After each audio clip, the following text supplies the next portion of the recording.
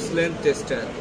হেট্রা হলো hosiery trade and research অ্যাসোসিয়েশনের উদ্ভাবিত একটা টেস্টিং মেশিন বা টেস্টিং টুলস, যেটা দ্বারা আমরা কমপ্লিট একটা কোর্সের লেন্থ বের করতে পারি। স্বাভাবিকভাবে আমরা একটু আগে যেটা বের করলাম সেটা হলো স্টিচ লেন্থ। ফেব্রিক থেকে স্টিচ লেন্থ বের করা বলতে আমরা বুঝি একটা স্টিচের লেন্থ। কিন্তু তোমাকে যদি আমি বলি যে তোমার গায়ের মধ্যে যে টি শার্টটা আছে সেটার মধ্যে থেকে একটা লুপ খুলে আমাকে দেখাও বা একটা লুপ দাগ দিয়ে দেখাও, তুমি পারবে না। কারণ এটা লুপ এত ছোট যে খালি চোখে ভালোভাবে দেখা যায় না, কাউন্টিং গ্লাস অথবা ম্যাগনিফাই করা ছাড়া, তাই না? তো সেই ক্ষেত্রে আমরা কি করি, একটা ফেব্রিক নেই, ফেব্রিকের ওয়েলসগুলো খুলি, এরকম 50টা ওয়েলস কাউন্ট করি, যে কোনো একটা ওয়েলসের মাথায় দাগ দিয়ে 50 নম্বর ওয়েলসে গিয়ে আবার দাগ দিই। দাগ দেওয়ার পরে সেটাকে স্কেলের মধ্যে ধরি, ধরার পরে যত আসে সেটাকে আমরা 50 দিয়ে ভাগ করলে একটা স্টিচ লেন্থ আমরা পাই, তাই না? পাই কি না? এই প্রক্রিয়াটা হলো খুবই সহজ এবং নির্ভুল একটা প্রক্রিয়া, যে প্রক্রিয়া দেশের বাইরে সব জায়গার মধ্যে স্টিচ লেন্থ নিরূপণ করা যায়। এটা যে কেউ করতে পারবে যদি তাকে একবার ভালোভাবে শিখিয়ে দেওয়া হয়, আর সেই যদি নিজের অবস্থান থেকে সতর্ক থাকে তাহলে প্রিসাইজভাবে এই জিনিসটা বের হবে। এই ক্ষেত্রে যে ব্যাপারটা আমরা দেখি সেটা হলো ওয়েলসের সংখ্যা যত বেশি নেবে তত নির্ভুল বা একেবারে প্রিসাইজভাবে স্টিচ লেন্থটা বের হবে।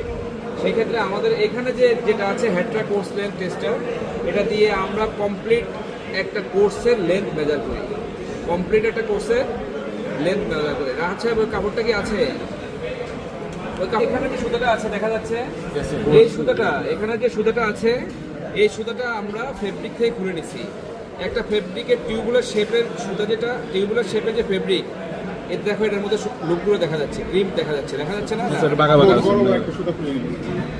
তাহলে ছোট্ট যে স্যাম্পলটা তোমাদেরকে প্রোভাইড করা হয়েছে সেই স্যাম্পল থেকে সুতাগুলো অনেক সময় সাপেক্ষ এবং কঠিন ছিল না, কিন্তু কমপ্লিট একটা ফেব্রিক থেকে যদি তোমাকে এভাবে কোর্স বের করতে পারো, তুমি পারবা? এক কোণা থেকে টান দিলে বের হবে না। তোমার হাতে যে স্যাম্পলটা প্রোভাইড করেছে সেটা এক কোণা থেকে টান দিলে বের হয়েছে, আঁকাবাঁকা হয়ে গেছে না? সেটাকে খুলে একটা অ্যালাইনমেন্ট নিয়ে আসার পর এটা খুলে নাই। ঠিক একইভাবে একটা টিউবুলার শেপের ফেব্রিককে আমরা ফেব্রিক থেকে যদি কমপ্লিট কোর্সকে খুলতে হয় পুরো রাউন্ড শেপে, তাহলে কিন্তু অনেক সমস্যা পেতে হবে। এই জন্য একদম দক্ষ লোক দরকার, তার পাশাপাশি এটা পরিচালনা করার জন্য দক্ষতা দরকার আছে, যার জন্যে বাংলাদেশে ম্যাক্সিমাম ইন্ডাস্ট্রিতে এই প্রক্রিয়া বা পদ্ধতি ব্যবহার করে না। স্টিচ লেন্থ মেজার করার জন্য একটু আগে তোমরা যে প্রক্রিয়া অবলম্বন করছো সেটাই হলো পারফেক্ট বাংলাদেশের জন্য। সময় কম লাগে এবং অত নিখুঁতভাবে বের করার জন্য অত দক্ষ হওয়ার প্রয়োজন হয় না। যার সতর্কতা অবলম্বন করলে জিনিসটা নির্ভুলভাবে বের হয়ে যাবে। ঠিক আছে? তো এখন আমরা এই জিনিসটা জানবো, যদি বায়ারের স্পেশাল রিকোয়ারমেন্ট থাকে সেই ক্ষেত্রে আমরা এটা দিয়ে স্টিচ লেন্থ মেজার করতে পারি। স্টিচ লেন্থ মেজার করার জন্য আমরা কমপ্লিট একটা কোর্স নেব। এখানে একটা ডেড ওয়েট আছে, ডেড ওয়েটের মাথার মধ্যে স্পাইরাল স্প্রিং আছে। এই স্পাইরাল স্প্রিংটা থাকার স্পেশাল কারণ হলো আমার এখানে এই যে সুতার মাথাটা আছে, এটাকে যখন চাপ দিলে স্প্রিং এর মধ্যে যখন গ্যাপ হবে তখন গ্যাপের মধ্যে আমি সুতাটাকে এভাবে দিয়ে দিব। হ্যাঁ, সেটা মেশিনের কোন পার্টসটা কোথায় থাকে স্যার? এই মেশিনের কোন পার্টসটা থাকে? হ্যাঁ আমি দেখাবো তোমাদের। এরপরে দেখো এখান থেকে আমি এই পর্যন্ত নিলাম। হ্যাঁ দেখো এখানে একটা স্কেল আছে, এই স্কেলটা হলো মিলিমিটার স্কেল। কত স্কেল? এই মিলিমিটার স্কেলের এটা হলো আমার লাস্ট প্রান্ত। কিন্তু আমার এই স্কেলের মধ্যে কি এটা পুরোপুরি পরিমাপ করা সম্ভব? আচ্ছা, তাহলে এটার মধ্যে যদি পরিমাপ করা সম্ভব না হয় তাহলে আমি এটাকে এই সুতাটাকে এই রুলার পর্যন্ত এক্সটেন্ড করলাম, পরে এভাবে একটা লুপ তৈরি করে উপরে চলে আসলাম। হ্যাঁ আসলাম, আসার পর দেখা যাচ্ছে যে এখনো কাভার করতেছে না। করতেছে না। দেখো এখান থেকে এসে এই যে এতটুকু পর্যন্ত আসলাম। আচ্ছা, ওই স্পাইরাল স্প্রিংটা কোথায়? আচ্ছা,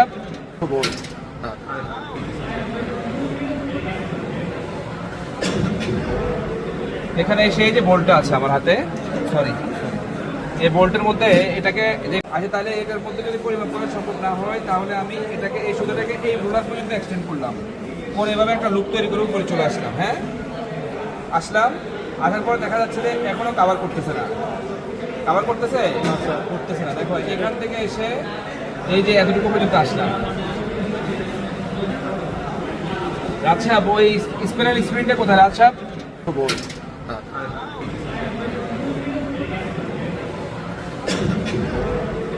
এখানে এসে এই যে বোল্টটা আছে আমার হাতে, সরি, এই বোল্টের মধ্যে এটাকে যে কোনো একদিকে ব্যান্ড করলে এটার ভিতরে যে স্পাইরাল হবে তার মধ্যে গ্যাপ হবে। হ্যাঁ এটাকে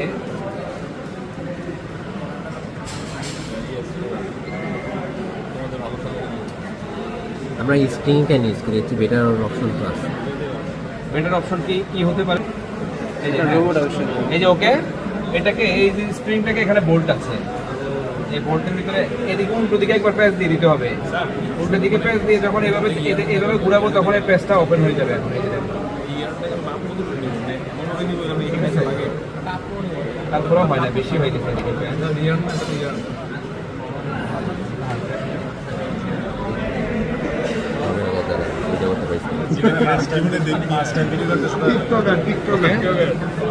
এই স্কেলটার মধ্যে এই পুরো কোর্সটা কভার করতেছে না, যার জন্য আমি এখানে একটা হুইল অ্যাড করলাম। হুইল অ্যাড করে এ পর্যন্ত আসলাম, কভার করতেছে না। আরও নিচে একেবারে নেক্সট লাস্ট পর্যন্ত নিলাম, সেটাকে আবার ঘুরে এনে এতটুকু এনে এ পর্যন্ত আসলাম। এখানে লেখা আছে অ্যাড 350 সেন্টিমিটার, মানে আমার যে স্কেলটা আছে সেই স্কেলের সাথে 350 সেন্টিমিটার আরো যোগ করব। ব্যাপারটা বুঝতে পারছি? যদি এখানে না হয় আরো নিচে আসতো, দেখো এখানে অ্যাড লেখা আছে কত 400, মানে আরো নিচে আসলে 450। এটাকে যদি কভার করে আবার উপর দিকে যাওয়া শুরু করতো, তাহলে এখানের মধ্যে এখানে আসে আচ্ছা, এটা যেহেতু আসছে 780 মিলিমিটার, মানে এই 700 যেটা এটার ভিতরে আছে সেটাই এই পর্যন্ত 790 পর্যন্ত। এই স্পেয়ারের ভিতরে সুতা আছে না, এই যে দেখা যাচ্ছে সুতা এতটুকু থেকে এতটুকু পর্যন্ত, সেটা এখান থেকে এখান পর্যন্ত আসছে 80। এই যে দেখো এই পর্যন্ত যদি দেখো, এই যে টাকা সুতা 700 কত আছে, 790 মিলিমিটার। এখানে 10 মিলিমিটার সমান 1 সেন্টিমিটার, তাহলে এখানে 790 মিলিমিটার যদি হয় তাহলে কত সেন্টিমিটার আছে? 79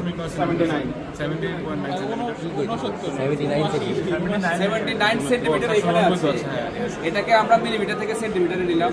আর এখানে কত আছে? 3.5। তার সাথে আরো যোগ করব 5 মিলিমিটার, তাহলে এখানে হলো 79। এখানে 780 না 790, এখানে 800 পর্যন্ত ধরবো আমরা, কারণ এখানে যতটুকু বাড়তি আছে সেটা এখানে যোগ করে নিয়ে নেবো। বুঝতে পারছি? তাহলে এখানে কত আছে? 80। 790 পর্যন্ত আমরা এখানে 80 পর্যন্ত নিলাম, তাহলে এখানে 800 মিলিমিটার সমান কত সেন্টিমিটার? 80 সেন্টিমিটার। আর এখানে কত? 350। 80 আর 350 সেন্টিমিটার কত হলো? 350। এটা তো টোটাল 430 সেন্টিমিটার। কার লেন্থ? ফুল কোর্সের লেন্থ। তাহলে ফুল কোর্সের মধ্যে কতগুলো লুপ আছে এবার আমার সেটা বের করতে হবে। এটা বের করার জন্য আমাকে যেটা করতে হবে সেটা হলো মেশিনের ডায়া এবং গেজ কত।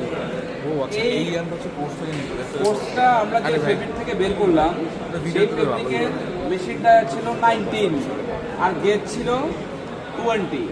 তাহলে মেশিন ডায়া 19, গেজ হলো 20। তার সাথে আমরা 3.1416, দ্যাট মিনস পাই গুণ করবো। পাই গুণ করলে পেয়ে যাবো টোটাল নাম্বার অফ নিডেল।